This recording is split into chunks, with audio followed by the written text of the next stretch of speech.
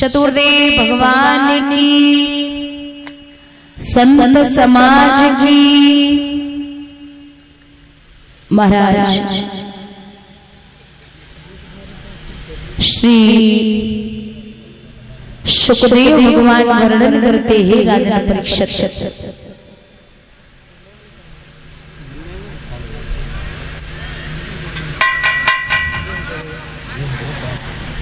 कहते हैं भैया जरासंध ने अस्ति और प्राप्ति ने जब जाकर के रोई है तो 17 बार हमला बोला। 18वीं बार काले बन को लेके गया तो मुचकुंद के द्वारा उसकी मृत्यु हुई। उस गुफा में चारों तरफ आग लगवाई है। वहां से भगवान ने जाके एक नगरी बसाई है समुद्र के अंदर, जिस नगरी का नाम है द्वारिका।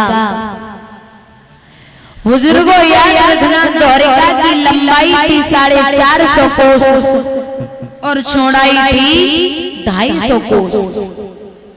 द्वारिका की लंबाई थी 450 कोस और चौड़ाई थी 250 कोस। सभी ग्वाल वालों के समेत भगवान बाहर रहने लगे।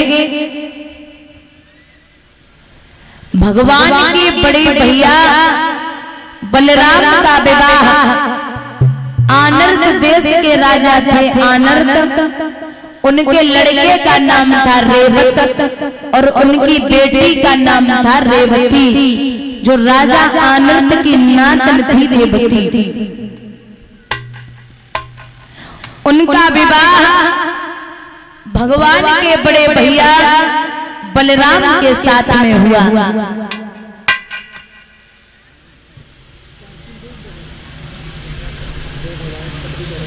अब जब घर में बड़े की शादी हो गई तो छोटे की शादियां आने लगी। भगवान का पहला विवाह कब, कैसे, कहां पर उसके साथ में हुआ है? कुंदनपुर के रहने वाले थे राजा भीष्म। उनके लड़कों में एक बिटिया थी महाराज, जिसका नाम था रुक्मणी।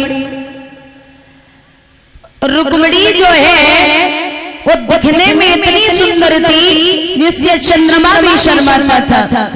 बड़ी प्यारी। जब वो शादी के योग्य हुई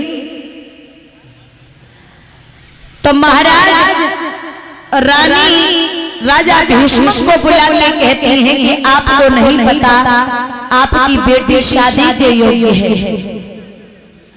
और रोज समझाते हैं भैया कि पुत्री घर में शादी के योग्य हो। जैसे आप लड़का देखने के लिए जाओ और गांव वाले या पड़ोसी आपसे कह दें कि भैया बहुत बढ़िया है, खाते पीते हैं, कह दें कि बहुत बढ़िया है, खाते पीते हैं, तो समझ लेना परिवार बहुत अच्छा है।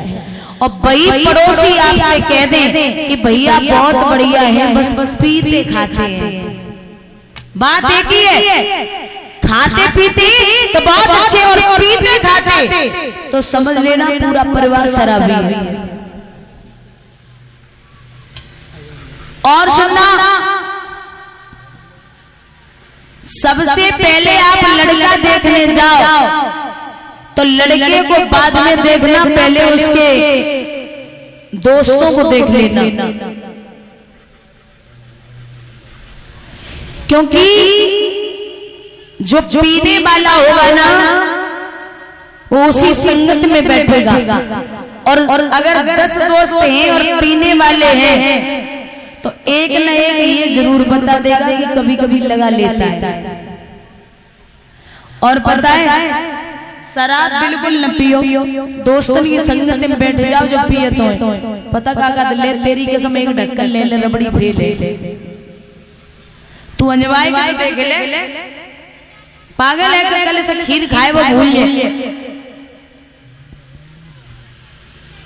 कहते हैं ना नसाई ना कर देगा, फिरोगे दाने दाने को, कटोरा हाथ में होगा न देगा कोई खाने को। खूब बड़ा जमींदार हो, खूब बड़ा, उसकी रोज इज्जत होती हो, और जिस दिन वो पी करके निकलेगा उससे कोई भला आदमी राम नाम नहीं करेगा।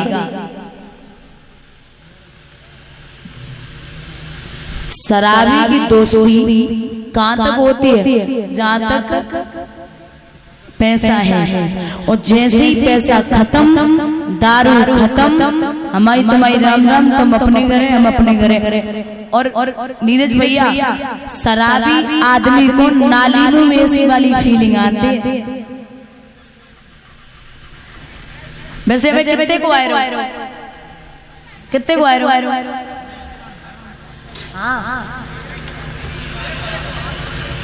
65 5 रुपये नमकीन है ना, और डिस्पोजल। दो शराबी चले बाजार गरीबे को, तो एक की जेब में बचे 70 और एक की जेब में बचे 80। तो बोले भैया फिर काय कोई बुद्धि विकास ले ले, और वे ठेका होता ना, उन पर लिखी दे गई है कि दुल्हन भई जो पिया मन भाए, और पिया वही जो पी कर। बोले महाराज, शराबी जो होते हैं ना, कहते हैं दो शराबी चले बाजार करवे को, दोनों ने एक एक ले लो, एक तो हुई पी लो, एक साइकिल रहे, एक चला लगो, एक पीछे बैठे गो। सो जो चलाए रहो तो भाई कुछ ज्यादा नशा हो, वो बोलो भैया हम पीछे बैठ रहे तू चला, तो जब ज्यादा नशा तो वो तो पीछे बैठ गो, एक चला लगो, पीछे वालों पता नहीं कब टपक गो। 1 किलोमीटर दूर रह जाए, लौट के आए, देखे भैया जमीन पे पड़े, बोले चलो चलियो नहीं का शराबी नशा, बोले तुम चले चलो हम बैठे। बड़ी मुश्किल में तो घरे पाओ, लेके घर पे पहुंचे, भोजन पानी करो, मुझे एक डरो तो वो पी लो, अब कुछ ज्यादा नशा और होएगा। सो छप खाना खाओ, एक खटिया रहे, जय ज्यादा नशा रह पाए तो नीचे तक, तो बोलो भैया तू नीचे तक जा, हम लोग ऊपर से खटिया पकड़ाए तुझे के पाए पकड़ लिए। बोले ठीक, एक नीचे उतरेगा और एक ऊपर से खटिया पकड़ाने लगो, तो बोले ले भैया पाए पकड़ ले। जैसे पाए पकड़ में वो तैयार भाव, बराबर पे दो खुटी नहीं भाई, नशा में नहीं दिखाई दो कि खुटी एक पाए। सो खुटी पकड़ी, बोले भैया छोड़ दे, बोले आप छोड़ दे भैया। तो जैसी छोड़ी तो नाक पे ही खटिया बैठ गया, बोले अरे एक पकड़ना ही पाई, दूसरी फिर छोड़ गई।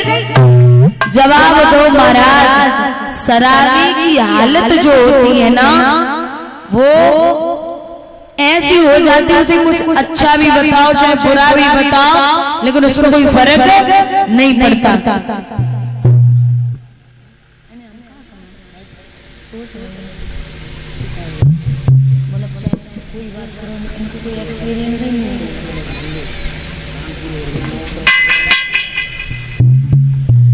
बोले गोविंद भगवान की।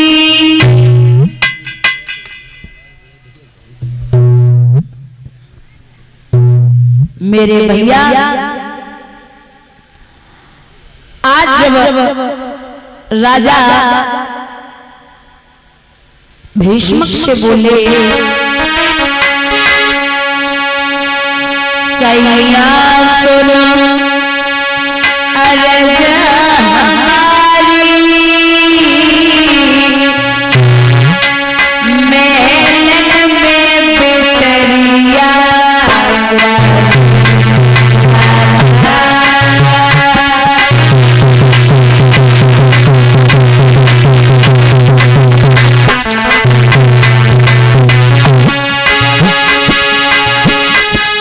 सैया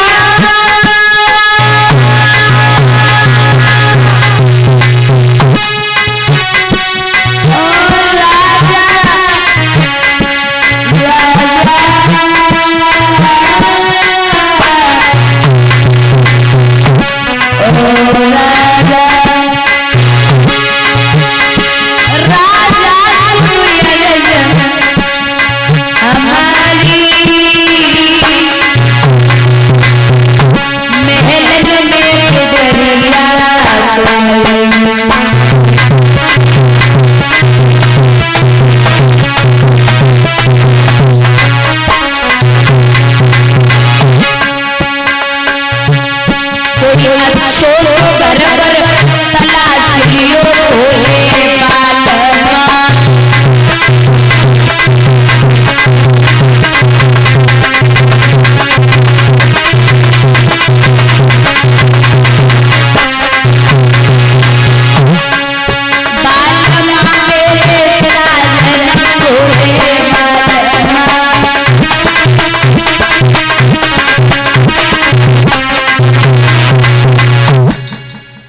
कोई अच्छा सा लड़का देख लीजिए।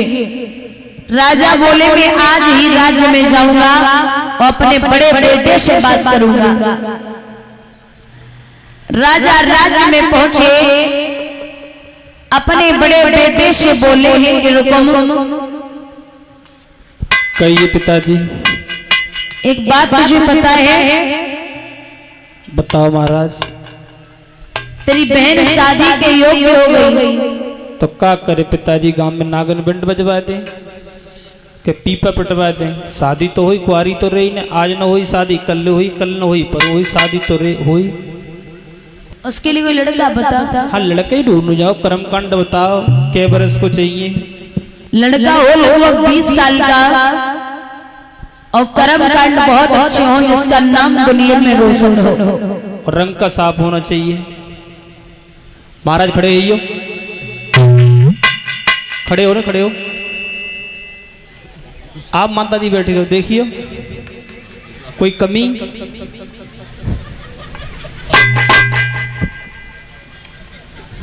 इनमें कोई कमी हो तो बताओ महाराज, फिर कमी मत बताओ। लड़की के लिए पिताजी नहीं चाहिए। ये भी तो लड़का डाई करवा के एक लड़की मोड़ छिड़वा के 18 साल के माले बरंगे सुपारी सूट पहरा के। कोई कमी हो तो बताओ। कोई और लड़का बता। और सांडमान को देख लो। कोई और बता। 5-5 साल के चाँद देख लो पिताजी। तेरी बहन 4 बच्चों के साथ जाएगी या पति के साथ? 5 पति द्रौपदी के नाए पति थे, बच्चे थोड़ी थे। तो पिताजी हर बार कमी निकाल रहे हो। हमारा साला सुषपाल कैसा रहेगा? शिशु माने बच्चा और पाल माने पालन करने वाला। गाड़ी का मुंह देखी ना का पहुंच जा, तस्वीर ले आवे। तुमने तो हद कर दी, हमारी ना कम दम होगी या सातों देना है। नीरज भैया ने बहुत गलत काम करो। गार्डन के फोटो खिंचवा के हर पाप पर लटका देते हैं। सही बात है। बोला है वो रुको बबुला के बेनरे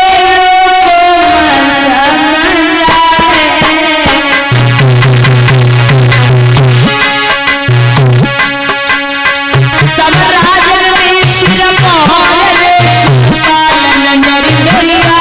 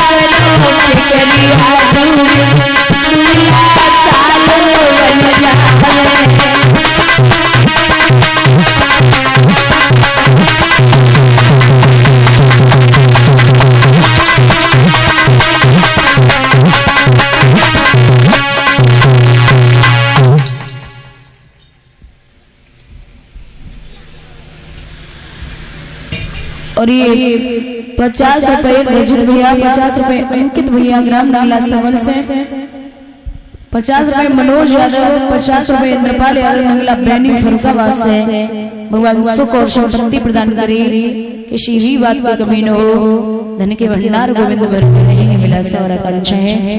बोले बाल कृष्ण भगवान की। कहा कि उसके लिए कोई लड़का हो, बोले